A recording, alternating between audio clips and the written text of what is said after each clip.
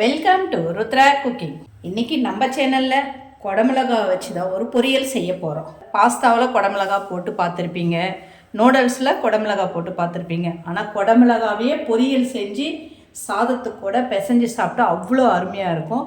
அது எப்படி செய்யறதுன்னு நம்ம பார்க்குறதுக்கு வீடியோக்குள்ளே போகிறதுக்கு முன்னாடி நம்ம சேனலை மறக்காமல் சப்ஸ்கிரைப் பண்ணிக்கோங்க.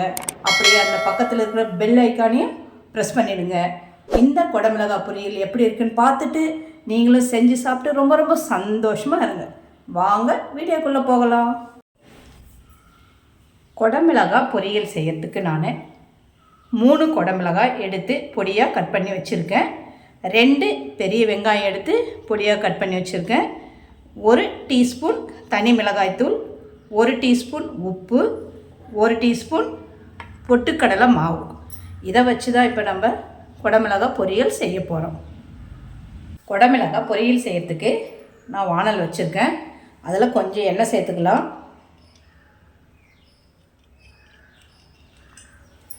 எண்ணெய் சூடாகிடுச்சு. கொஞ்சம் கடுகு சேர்த்துக்கலாம்.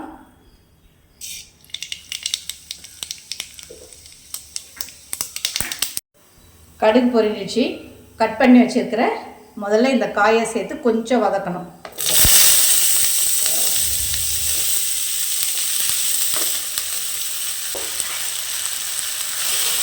இது கொஞ்சம் நேரம் வதங்கின பிறகு வெங்காயத்தை சேர்த்துக்கலாம். இது கொஞ்சம் நேரம் நல்லா வதங்கட்டும்.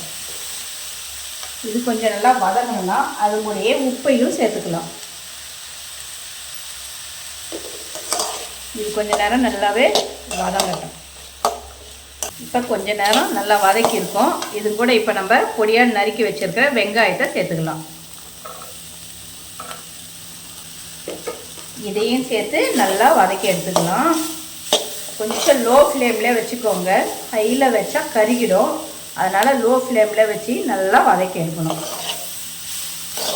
இந்த குடமிளகாவும் வெங்காயமும் நல்லா வதங்கி வரும்போது தான் டேஸ்ட்டு ரொம்ப அருமையாக இருக்கும். சாதத்தை கூட பிசைஞ்சு சாப்பிட்டா அவ்வளோ அருமையாக இருக்கும் இந்த. அதனால் கொஞ்சம் நல்லா வதங்கட்டும். குடமிளகாவும் வெங்காயமும் நல்லாவே வதங்கிடுச்சு பாருங்கள்.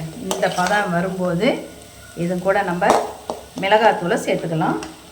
1 டீஸ்பூன் தனி மிளகாத்தூள் வச்சுருக்கோம், அதை சேர்த்துக்கலாம். இப்போ இதையும் சேர்த்து நல்லா இப்போ நம்ம கலந்து வைக்கணும்.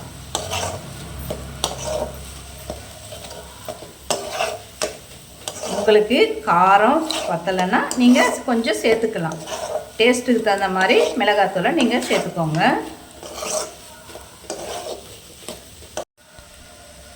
மிளகாத்தூள் போட்டு நல்லா கலந்து விட்டுட்டோம். கடைசியாக இதுவும் கூட நம்ம வச்சுருக்க பொட்டுக்கடலை மாவு இதையும் நம்ம சேர்த்துக்கலாம். பொட்டுக்கடலை மாவும் சேர்த்துக்கலாம், இல்லைன்னா கடலை மாவு, ரெண்டுமே நம்ம இது கூட சேர்த்து கலந்து விட்டுக்கலாம். இது கொஞ்சம் போடும்போது தான் டேஸ்ட்டு ரொம்ப அற்புதமாக இருக்கும். அருமையான குடமிளகாய் பொரியல் ரெடி ஆயிடுச்சு.